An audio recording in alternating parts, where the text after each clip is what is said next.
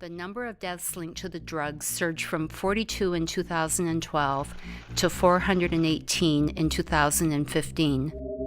But what is fentanyl, and what makes it so dangerous? Fentanyl is a synthetic opioid painkiller. It's one of the most potent narcotics on the market and highly addictive. The fast-acting painkiller is prescribed for severe and chronic pain. Prescription fentanyl comes in the form of tablets, a nasal spray, and lozenges, but the most popular form is a patch that releases the drug slowly over 3 days. Fentanyl is 75 to 100 times more potent than morphine and 30 to 50 times more potent than heroin. Transdermal administration usually involves patches that contain 2.5 to 10 milligrams of fentanyl, a dose that could be lethal if taken at once. The patches provide 25 to 100 micrograms of the drug per hour, which then builds up in the skin and slowly enters the bloodstream. Fentanyl killed my Aunt Karen. She knew me. Inside and out. She was the only one to know me inside and out without words. My Aunt Karen, when she was young, she developed spinal stenosis. She got into an accident and she hurt her back pretty badly. Going on, she was in hairdressing at one point. She was in nursing. She loved working at Timmy's when she worked there. She just loved the customers, you know. Drugs were off the table. She was the type of person that, because of her upbringing and the addiction that went on in her family when she was young, she didn't want anybody else to go down that path, and she didn't want anybody to feel the heartache and the hurt that addiction caused. So we never worried about addiction with Aunt Karen.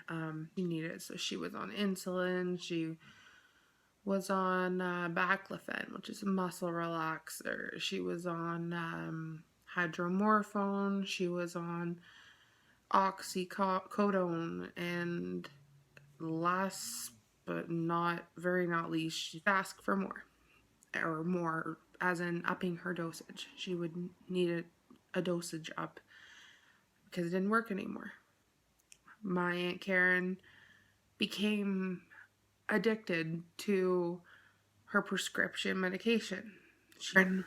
She was on the highest dose that there could have been, the biggest patch that there was. And you're supposed to change them every 3 days, and she did them as she was supposed to, but you know, it's a controlled substance. It's not something to mess with. And fentanyl. This is not something to play with. This is not something to receive from your doctor. If you haven't tried the right steps, doctors don't know everything. They can't possibly remember and know everything. As a patient, we have an obligation and a choice to make our voices heard and to take control of our healthcare, and the right to know if something isn't safe or if it's going to have detrimental long-term effects on somebody's health or death. Death was the result this time, and I don't ever want to see another family in this spot. Never. We let addiction go too far, and all because it was prescribed. And a woman that was the best artist, best friend, the best sister, one of the best people you could ever meet. We lost the best singer. We lost somebody that put the word into family.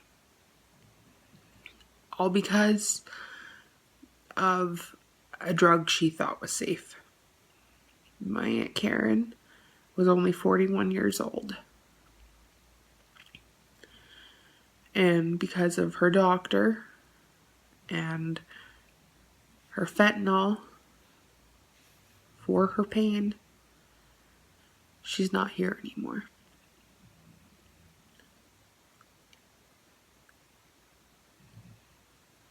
patch for patch isn't a solution. Putting a patch on the patch might be a solution that we're looking for.